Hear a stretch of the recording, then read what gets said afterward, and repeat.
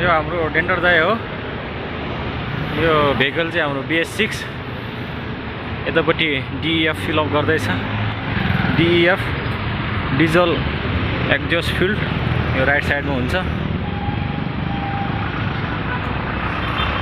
अनि यतापट्टि चाहिँ हाम्रो डिजल टपअप गर्ने यो चाहिँ हाम्रो डिजल फिलअप गर्ने यतापट्टि भयो।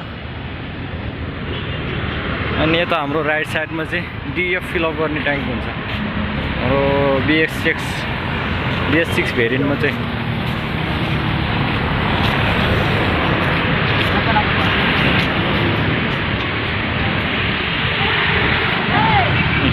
यसमा हामीले झुकेर पनि कुनै पनि डिजल फिलअप गर्नु भएन।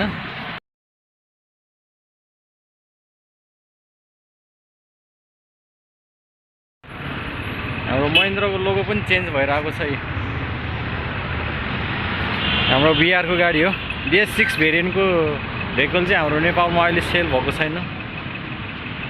यो इन्डियन गाडी हो।